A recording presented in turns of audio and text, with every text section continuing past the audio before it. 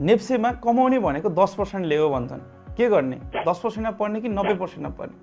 तपाईले कहिले सोच्नु भएको छ शेयर मार्केटमा कसरी पैसा कमाउने?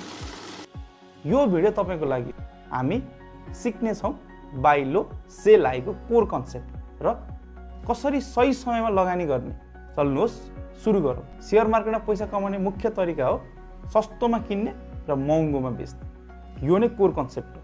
जब तपाई शेयर किन्नुहुन्छ त्यसलाई इन्ट्री पोइन्ट भनिन्छ, अनि जब तपाई त्यो शेयर महँगोमा बेच्नुहुन्छ त्यो एक्जिट पोइन्ट।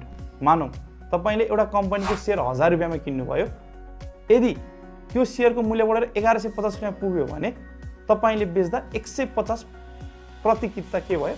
नाफा भयो। तर त्यो नाफाबाट ट्याक्सेस र ब्रोकरेज कमिसन कटौती हुन्छ।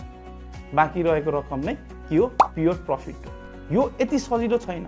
कुन शेयर सस्तो छ र कुन बेला बेच्ने यो थाहा पाउन एनालाइसिस चाहिन्छ। शेयर मार्केटमा सही इन्ट्री र एक्जिट पोइन्ट छान्नको लागि दुई मुख्य तरिका छन्। एउटा फन्डामेन्टल एनालाइसिस, अर्को टेक्निकल एनालाइसिस।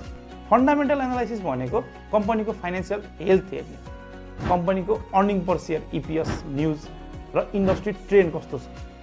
उदाहरणको लागि यदि कुनै कम्पनीले राम्रो नाफा कमाइरहेको छ वा नयाँ प्रोडक्ट लन्च गर्दैछ भने त्यो अन्डर भ्यालुड पनि हुन सक्छ, जुन किन्नको लागि एउटा राम्रो अवसर हुन सक्छ।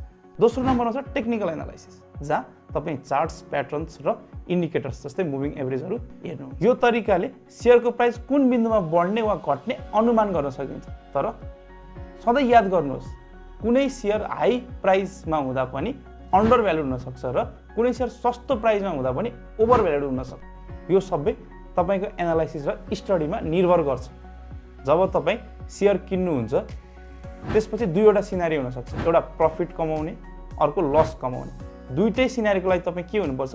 रेडी भएर बस्नु। नाफा भएमा तपाईले पहिले प्रफिट टार्गेट सेट गर्नुपर्छ। उदाहरणको लागि मानौं तपाईले ABC कम्पनीको शेयर 1000 रुपैयाँमा किन्नुभयो र 15% नाफाको लक्ष्य राख्नुभयो। जब शेयरको मूल्य 1150 रुपैयाँ पुग्छ, लोभ नगरी बेच्नुहोस्। यसलाई प्रफिट बुकिङ भनिन्छ। दोस्रो, हानि भएमा यदि शेयरको मूल्य घट्छ भने तपाईले स्टप लस सेट गर्नुहोस्। तपाईलाई निश्चित सीमा राख्नुहोस्, एउटा 10% को या कति % तपाईको रिस्क टेकिङ क्यापेसिटी छ। त्यो भन्दा घट्न थाल्यो भने तपाईले के गर्नुहोस्? घट्ने प्रक्रियालाई रोक्नुहोस्, जसलाई के भन्ने भयो? स्टप लस भन्ने भयो। जहाँदेखि चाहिँ तपाईले के गर्नुभयो? थप घाटा हुनलाई रोक्नु भयो। त्यसलाई चाहिँ के भन्ने भयो? स्टप लस भन्ने भयो। सधैँ प्लान बनाउनुहोस् र आफ्नो रिस्क टोलरेन्स बुझ्नुहोस्। शेयर मार्केटमा पैसा कमाउन सम्भव छ, तर यसको लागि नलेज, डिसिप्लिन र पेशेन्स चाहिन्छ। यो भिडियोले तपाईलाई शेयर मार्केट बुझ्न मद्दत गर्यो भने लाइक, शेयर र सब्स्क्राइब गर्न नभुल्नुहोस्।